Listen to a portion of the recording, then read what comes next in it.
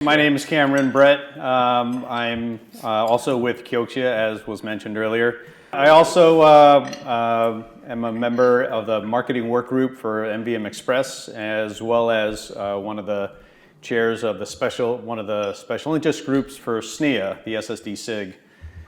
So I definitely have a good representation of the industry and storage interfaces, and I've been with the SCSI Trade Association since about 2007 as a board.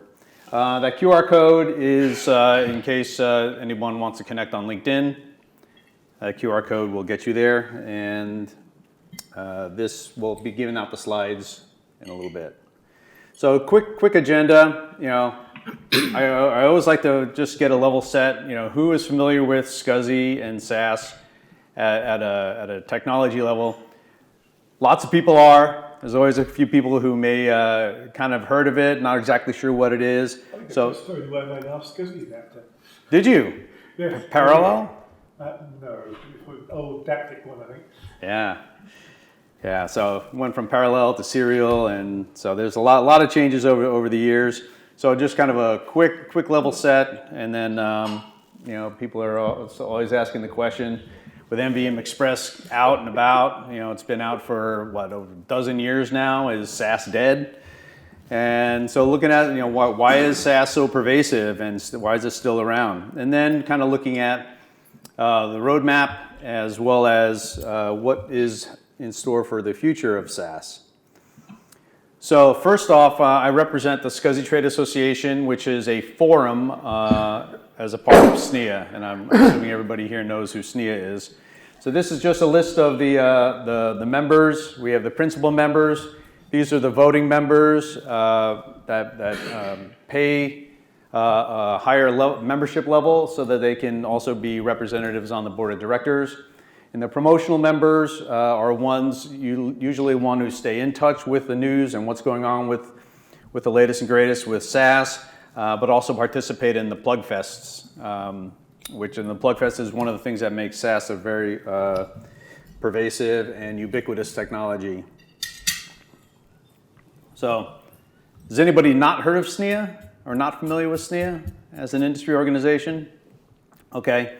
It started out as the Storage Networking Industry Association, but recently they've changed their charter to be more focused on data and not necessarily just storage. And so they've changed their name from Storage Networking Industry Association to just SNIA, because SNIA is kind of just branded that they've kind of become known as SNIA, and you know, storage very much tied together. So the industry association is really meant to kind of share and guide the industry with its expertise on how to manage and secure and everything really about data, and including storage. So there's a lot of standards that get developed within SNIA, a lot of management standards, and you know, the SCSI Trade Association is a part of them. Not at the state does not develop standards. The T10 is the technical body that does the standards, but we're the marketing representation of that.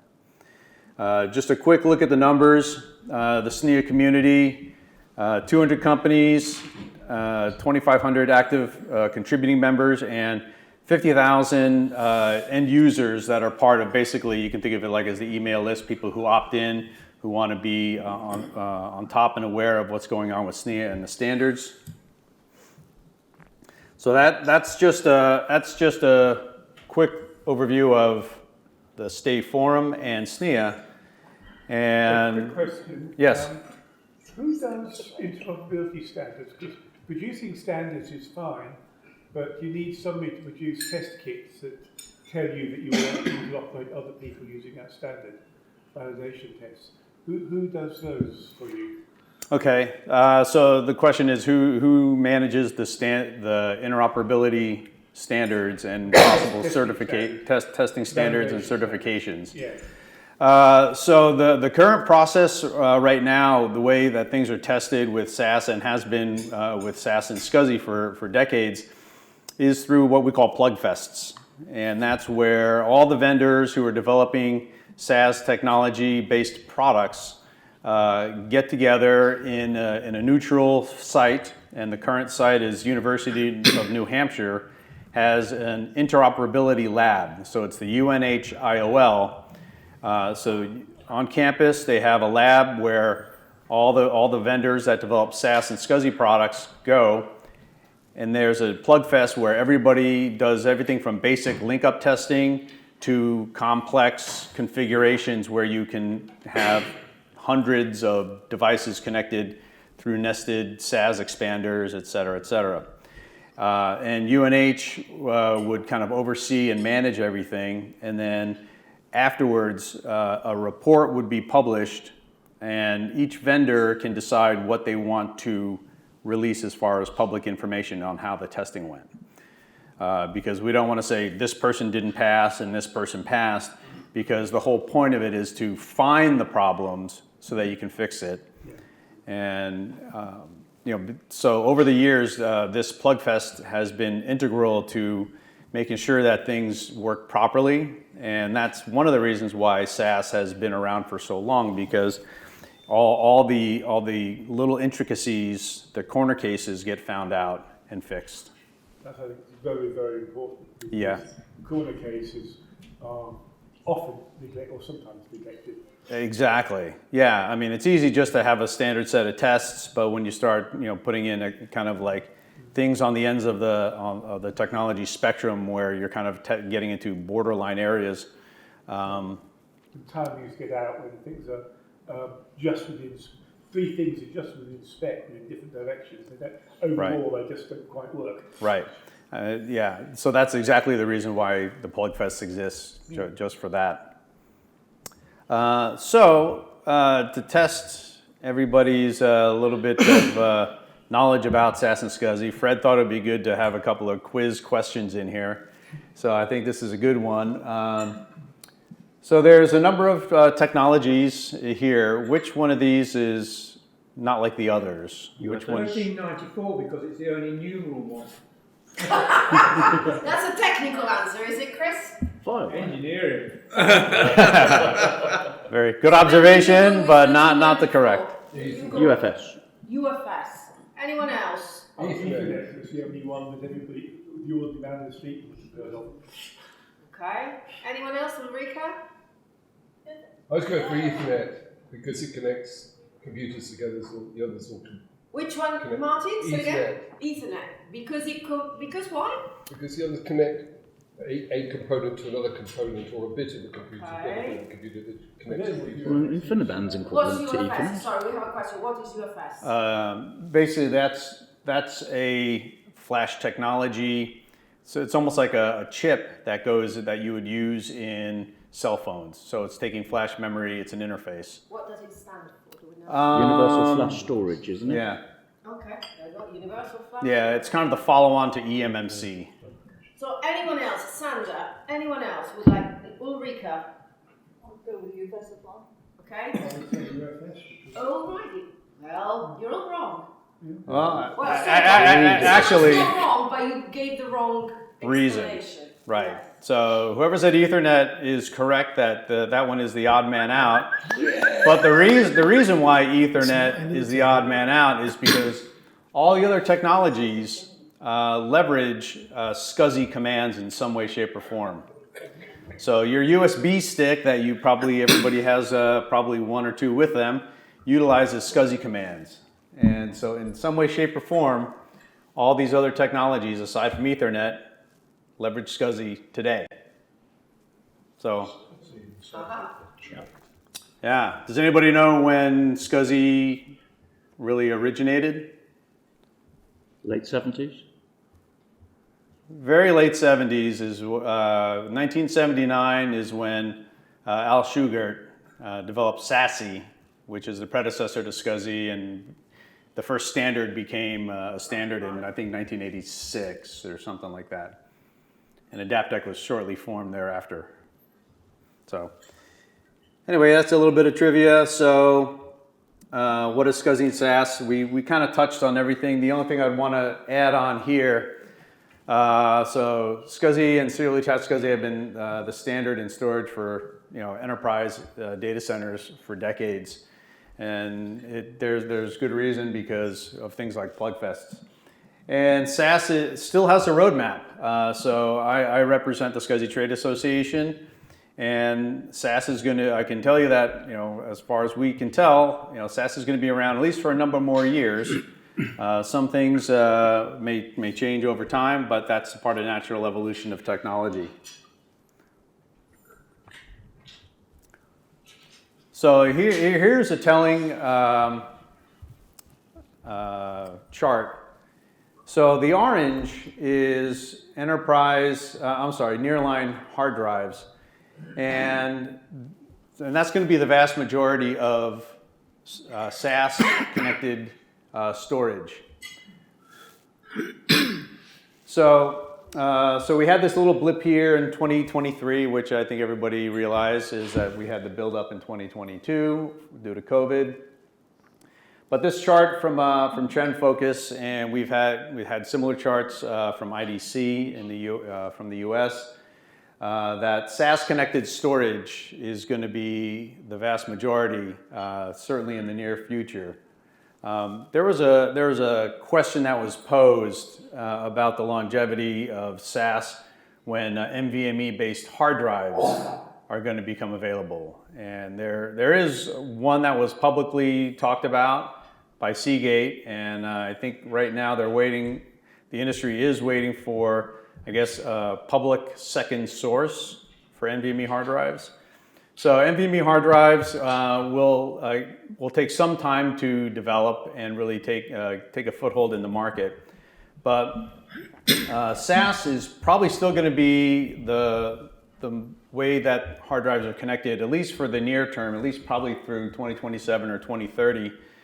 As PCI Express, which NVMe is built on, gets faster and faster, the distances between the device and the CPU get shorter and shorter. So you have complex retimer-based architectures, and you'll have multipliers so that you can take one PCIe lane and break it into multiple. But SAS is inherently scalable through expanders, and so you don't need any extra glue like retimers.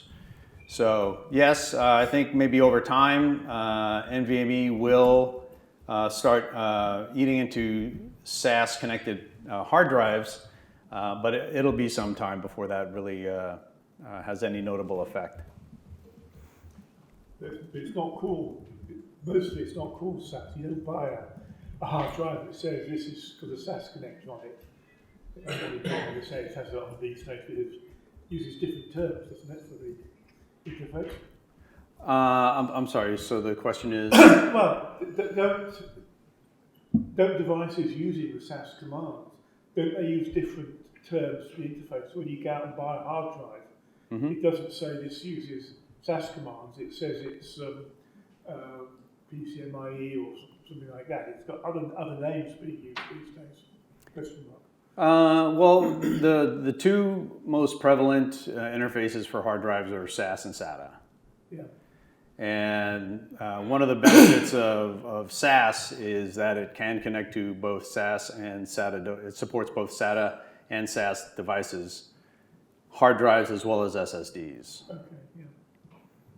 Yeah, that's yes. Can you just discuss the downturn in 2023 and why you're so confident it'll come back in 2024?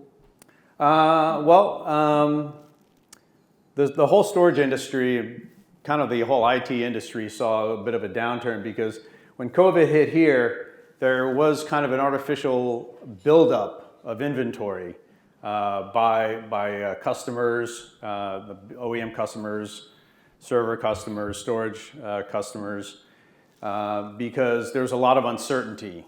So their sales accelerated in the COVID era. They bought more inventory, and then as we came out of COVID, they had a big inventory buildup. So now it took some time to bleed through that inventory.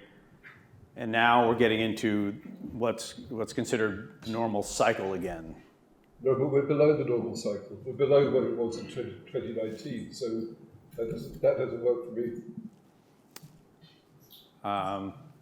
Well, I mean, that's the discussion that we have internally.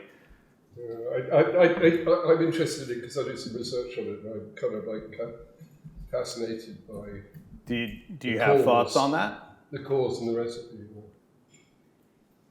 Because it's not just solid state disks, hard disks are also declining. Oh, right. So I like the fact that people overbought massively. Yeah. But I don't like the fact that the current level of business on raw storage is so low. I don't understand it. Well, I mean, at least from a business standpoint, this is what we have seen. There's a lot of extra purchase, and then it's had to get bled through, and now things are stabilizing and getting back to a normal cycle as far as we see it. But your forecast suggests it's going to be super normal. Well, Somebody had this exponential graph, kept the endpoint the same, and just put a bit of wiggle room. Right. The data is from Trend Focus. Okay, but It's not our data. Okay, fair enough. Any other questions about this slide? So, regardless of the adoption of NVMe-based hard drives, SAS will have a long tail. A lot of technologies will continue on for people who have a proven architecture and a proven process that they like. They're just going to keep buying it as long as they can get it. And so SAS is going to be pretty similar. NVMe, still, even though it's 12 years old since the first spec came out, a lot of things that it can't do that SAS has been doing for a long time. So once those things get really addressed and everything's really solid, mature, and reliable and proven, that'll continue to eat into SAS, certainly SAS connected storage. So why do we have NVMe? Why does somebody want to replace SAS if it has a roadmap? If it's doing all we need, what doesn't it do? Okay, well, the question is, why do we have NVMe if SAS is doing things really well? Well, SAS was built around hard drives, since that was the storage technology. It was not optimized for flash.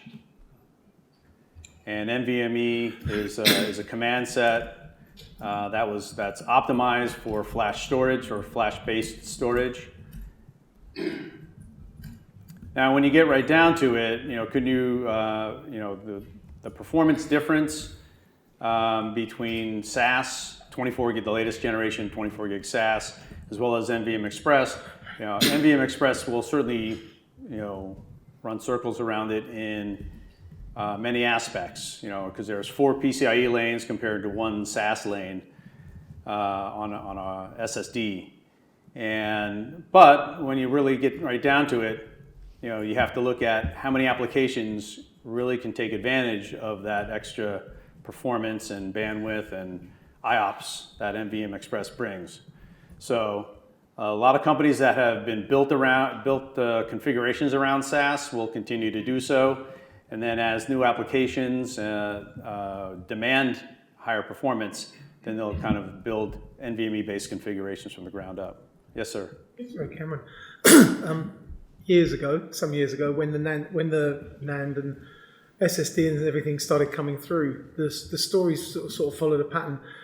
In the Inquirer Register, whatever your news outlet of the day preference was, they'd always have something about someone like Samsung that developed some process. They were producing disks. It was now this nanometer, and they were coming down and down and down, and then the actual processors would follow behind because obviously they're more complicated.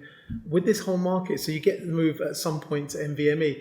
Is there like a natural sticking point in terms of shrinking and optimizing that we're likely to hit with NVMe? That at some point it would need to move to something else? Is there a natural kind of barrier to the development of that kind of plan? Will physics at some point kick this and make it go a different direction or force us into a different avenue? There is likely to be some need for a transition to a new technology, but I think flash-based storage with NVMe/PCIe is definitely sufficient for the foreseeable future. Maybe lower latency, like what Optane was providing. Maybe it was just too soon a technology. Because flash-based storage, at least for today's CPU and networking, capabilities, is more than enough. Okay, so 10, 20 years out maybe, but in the reasonable future, this thing can just keep rolling. Yeah. Okay. Yeah. Certainly, even 10 years from now, you'll probably see SAS products still around, and NVMe will definitely be in full stride as the dominant SSD, of course. NVMe has certainly taken over as far as SSDs away from SAS. So that from a SSD standpoint, NVMe is in the lead, but from a mass capacity of hard drive storage, it's still going to be SAS for a long time. Okay. So I'm not going to walk through this. The main things at the bottom are some of the reasons why SAS is so widely used. It's dependable, reliable. The flexibility gives you the capability of utilizing SAS and SATA, hard drives and SSDs. And it goes backward, compatible 2 generations. That's part of the design spec. This is another reason why SAS will be used in the future, including in hyperscales, because the scalability capability. It can scale to thousands of devices, and hyperscale OCP-based platforms are actually speccing SAS expanders. And then economics, from a cost standpoint, it's from a SAS SSD versus NVMe SSD, SAS has definitely gone down on the cost curve. So you can get very good high performance, very high reliability flash storage for pretty good economic dollar points. So if it's not broke, don't fix it. Yeah. And the hardening that SAS has had over the years definitely makes it hard to break.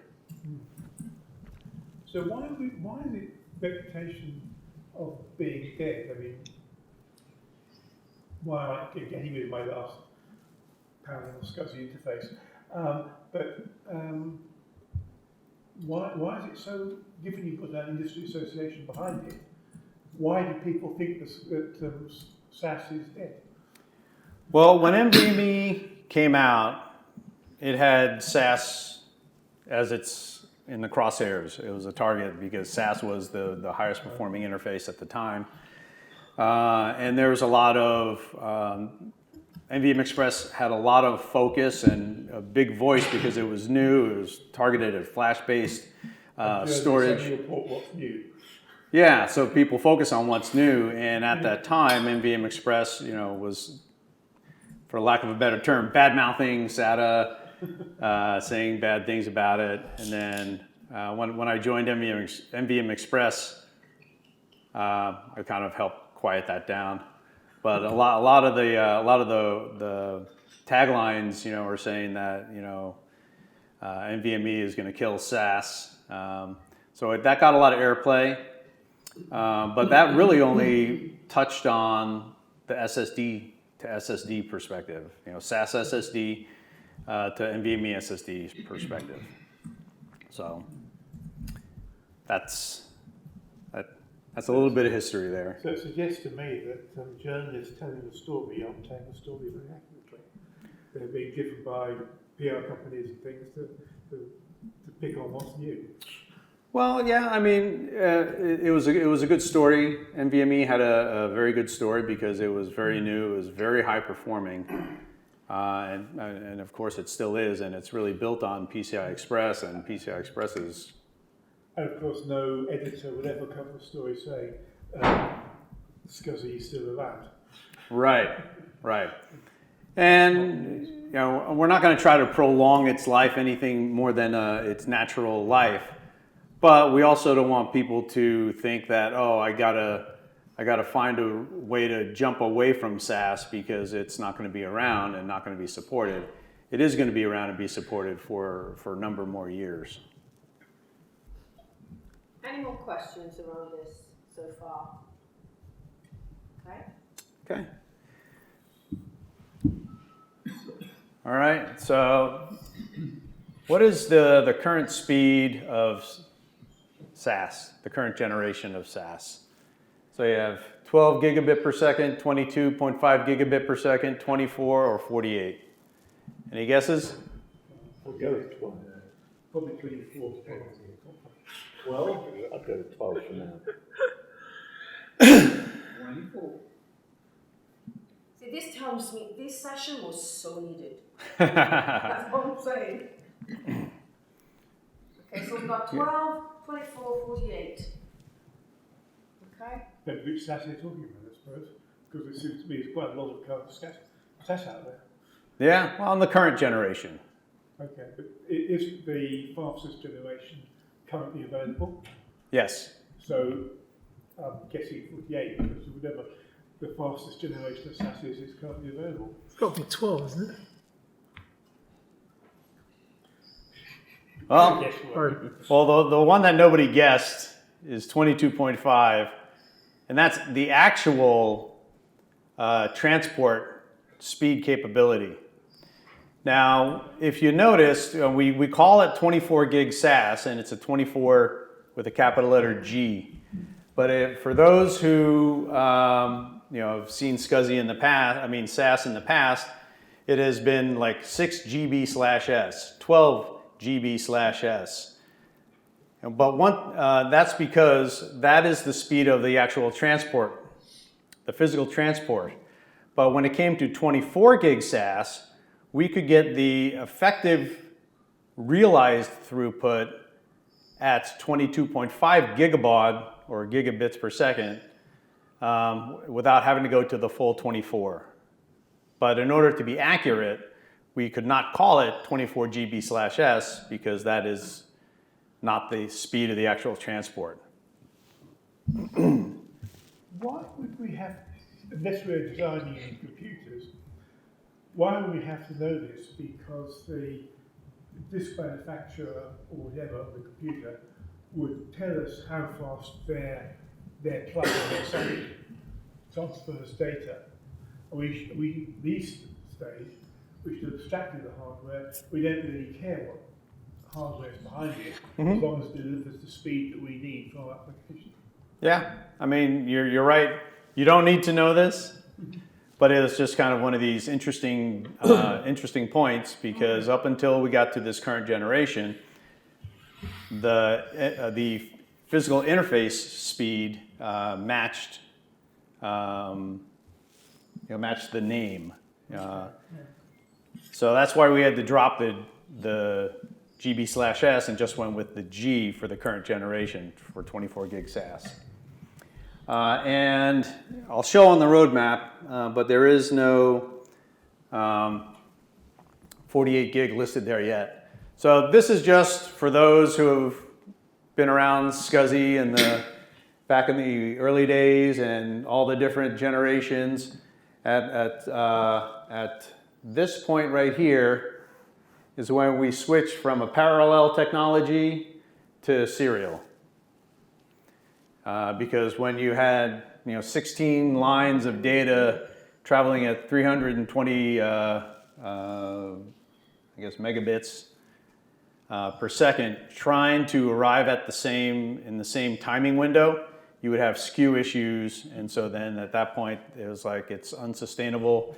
Let's just change it to a serial architecture, and this way you can just turn up the speed as high as you want. And there's no skew issues.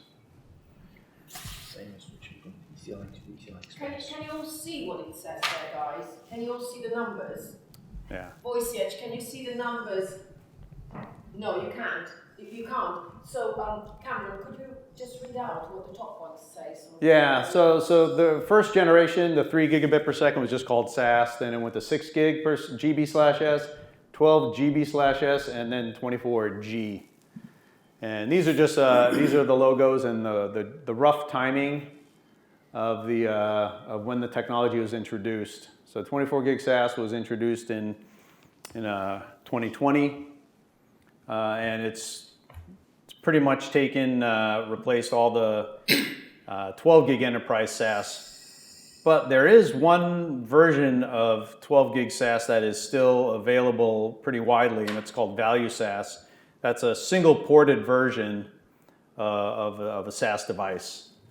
And the reason why it's single ported, it's this way you can kind of make it a little more simpler to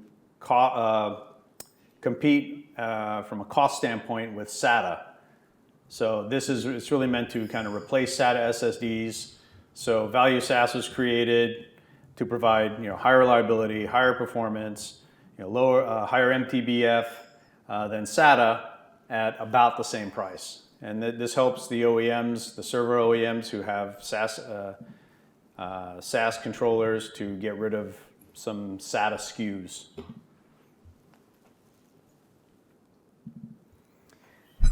Just a quick look at the roadmap. So again, you can see here a little more clearly. So we went from GB/s just to 24G. And then what is in definition right now is 24 gig plus.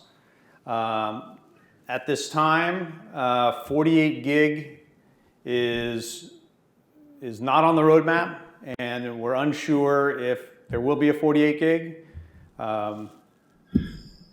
So the plus is really just some enhancements to the feature enhancements. Can I interrupt you, Cameron? Yes.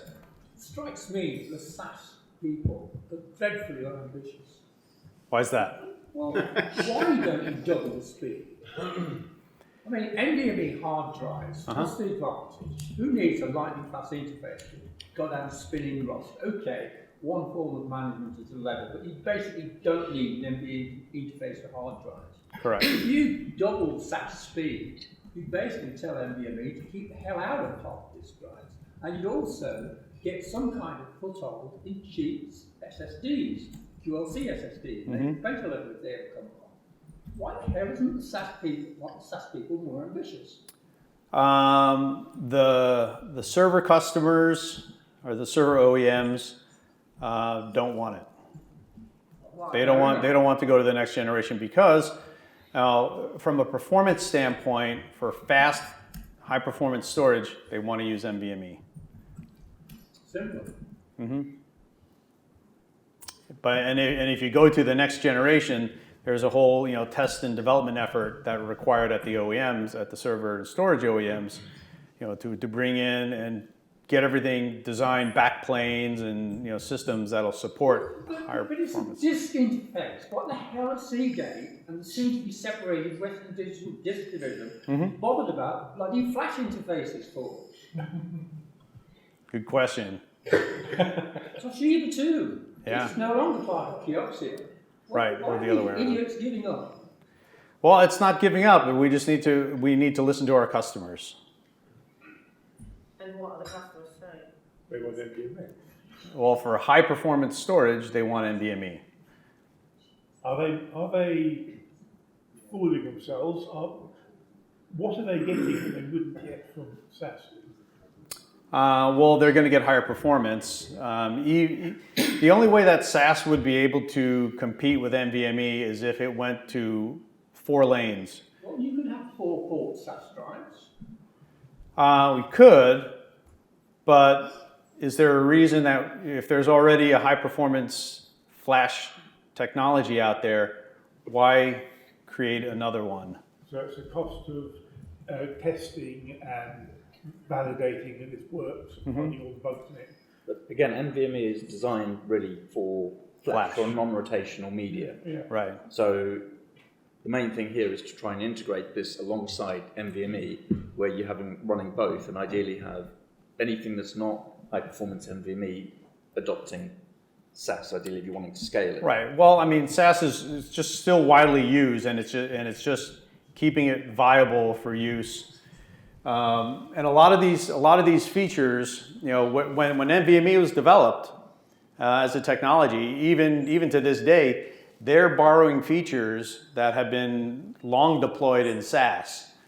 And so there are some new capabilities that are being put into NVMe, and will also go into the next generation, or I guess features that will be added to 24 gig SAS.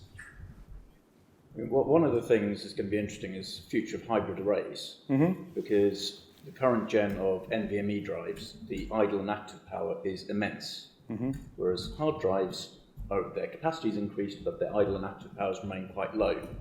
So the actual thing right now, a few years ago, it was to go sustainable, go to flash, because it's better performance per watt. Now it's not. So there's a big reason to have a fair amount of spinning disk with an optimized interface to support the shift to NVMe. And again, this is where a lot of this can come in and be positioned. So I think you probably need a fair amount of sustainability and efficiency messaging in this area, and how it can support the growth of NVMe with a large capacity sustainable pool. Right. And the hyperscalers see it that way as well. And I'll share that in just a second here. Any questions on the roadmap? We do have some slides that are more dedicated that speak to some of the features on the right-hand side here. If anybody wants a follow-up briefing, we can give you a little bit more detail on I that. think you should get a speed rating for 24G as fast as possible. It's just boring. 24G, I mean, what is it? 25, 20? It's 5 times 5G, isn't it? I mean, you've got to be 30 plus at least. Stick a number in there. 42. Always have 42. I guess at this pace, you have to call like 45. Just lying down and dying. And this is the world's best hard disk drive interface, the most popular. You're just lying down and dying. Well, we also watch what the performance requirements are of hard drives. And hard drives really can't even take advantage of a 12 gig interface, let alone a 24 gig interface. So NVMe for hard drives is dead. Well, NVMe for hard drives really is a connectivity for, to get everything in a homogeneous type of interface. Just don't get it. Yeah. It's but I mean, spinning disk is starting to get multi-head independent actuation and other things to try and bump up its ability to serve multiple requests simultaneously and have that type of throughput. So it will come with time, but right now, for example, getting mainstream of 22 terabyte and upwards, to go through some of the interface speeds we've got here takes days to be able to move data on or off the device itself. So we do need something more capable. Yeah, I mean, agreed. I mean, the current 24 gig SAS will support, thousands of hard drives simultaneously. You could have nested expanders, so you can scale. Yeah, but still, individual devices takes too long to get data on and off of them. Right. Yeah, That's an issue with rebuilding in arrays and similar as well. I mean, even with multi-actuator, I think you can maybe get up to 600 megabytes per second throughput. So, I mean, the hard drive, just the physics of hard drives limits it from a performance standpoint. This is actually a real bottleneck, because I suspect that the bottleneck of throughput was bad programming and bad design of systems rather than the capabilities of the hardware. Yeah. Am I being over cynical? Well, probably not. Well, when SAS was developed, hard drives, it made hard drives that much faster. SATA, when SATA hard drives came about, they had their own level of performance, but when SAS put a SAS interface on a hard drive, you could definitely get more out of the hard drive. But I mean, the difference between flash and hard drives is orders of magnitude different. Yeah. But you can see a difference between flash and a hard drive, but most hard drives are idle most of the time on desktops, not in big servers. Right. Hyperscale. Well, I mean, SAS does have a future. And let's see, is it the next slide? Actually, I'll just go ahead and jump to this one. So everybody is familiar with Open Compute Project, OCP. They just recently had their global summit in San Jose. So each one of these OCP spec boxes here, they're storage servers, spec generations of SAS, and it's really SAS expanders. So the expanders can be 24 or 48 ports, and you can connect that many hard drives to it. And even though nothing is showing on here, but there is a follow-on which will likely spec SAS again. These storage systems typically have a handful of SSDs in the middle here, but it's not meant to be, it's not meant to have like, petabytes of flash storage. It's really meant to be a storage server with some basically, think of it as caching, a caching layer inside. So hyperscale is going to continue to embrace SAS technology, connecting nearline SATA drives for at least another couple generations. Just to go back one slide, the current generation of SAS, these are the companies and products in the SAS ecosystem. So the HBAs and RAID adapters and expanders, Broadcom and Microchip are the main companies there. Down in the lower left, the device companies for hard drives and SSDs. You can't do anything with them unless you connect them. So all the connector companies, and then of course the test and analyzers companies, and then the people who put it all together, the servers and storage OEMs, as well as ODMs. So are those connectors shifting to optical at all?